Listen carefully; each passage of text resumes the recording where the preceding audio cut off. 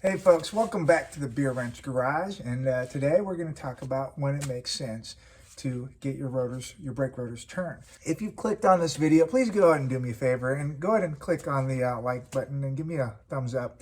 It doesn't cost you anything, but helps this channel a lot, so I'd appreciate it if you do that. So for those that are unfamiliar, turning rotors is when you take your used or currently usable rotors, take them to the machine shop or the parts store, and they put them in a lathe and essentially resurface them. Before you could do that, though, you have to make sure you have enough thickness left on the rotor, because there's a minimum spec, and two, they can't be too warped. And so if they're not warped and they have enough thickness, the machine shop or the parts store can turn them and essentially give you a new face of that rotor. In my case, this is my 2004 Audi All-Road, and if you go ahead and click on this link right here, it'll take you to the video where I introduce this as a project car for this channel. So I'm currently working on getting the suspension set up so I can use it as a daily driver. One of the things that I'm going to do to it is a brake upgrade. I'm going to get bigger Brembo calipers from a Touareg, I believe, like the 17Z brake upgrade.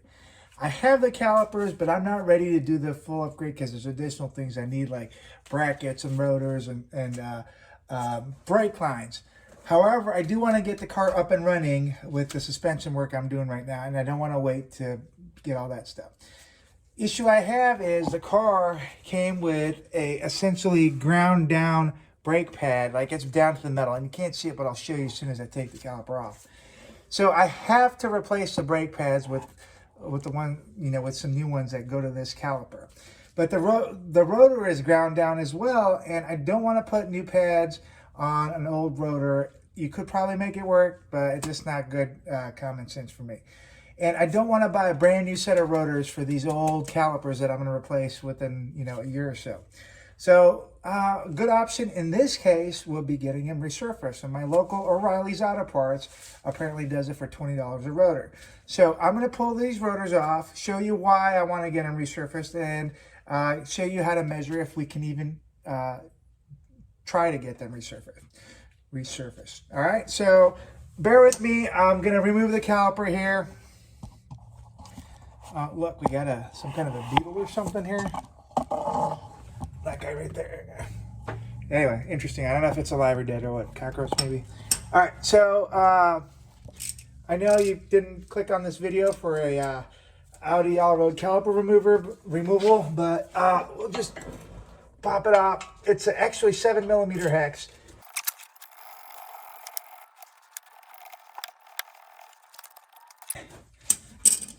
So there's two sets of caliper retaining bolts, which look like that. And by a set, I mean two. Oh, yeah. Got to get this retaining clip.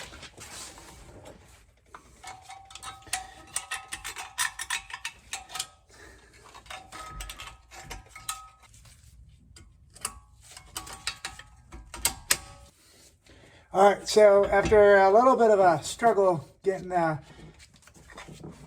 this retaining clip off, should be able to get the caliper out. Whew. All right, so let's look at this inner pad real quick. And as you can see, well, actually it looks better on camera than it does in person. As you can see, it's ground down pretty good. So the pads are really not that good. And then the caliper retainer is, I believe, like an 18. Well, it's actually a 21, and it's just this guy right here. All right, so with the caliper retainer bracket, off, we can take the daggone rotor out.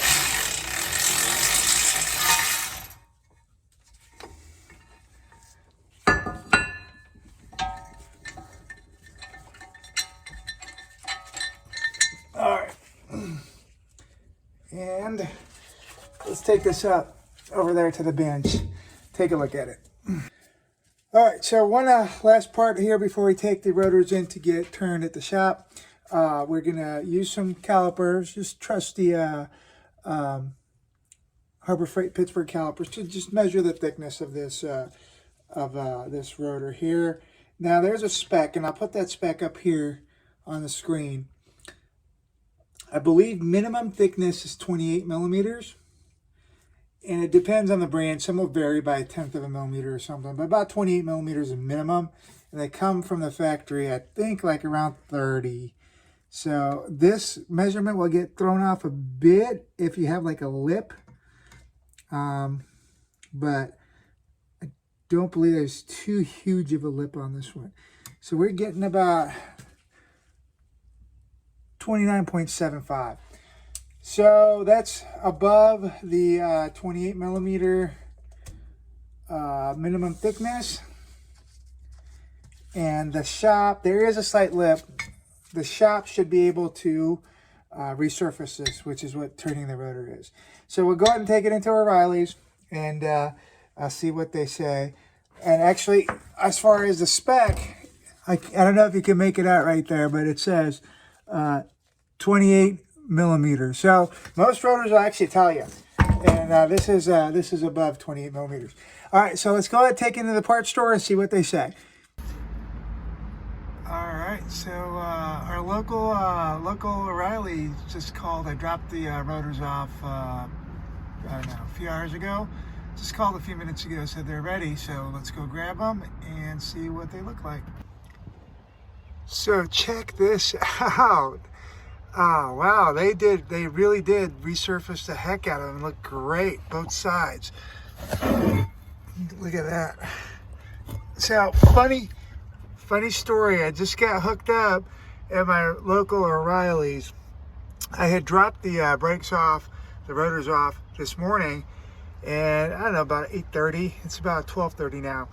And I guess they were under the impression that, like I was waiting on a job or something, like waiting to finish a job. And when I walked in, the guy was like, "Oh, I'm sorry, I threw the paper away with your phone number on it. We had to dig it out of the trash."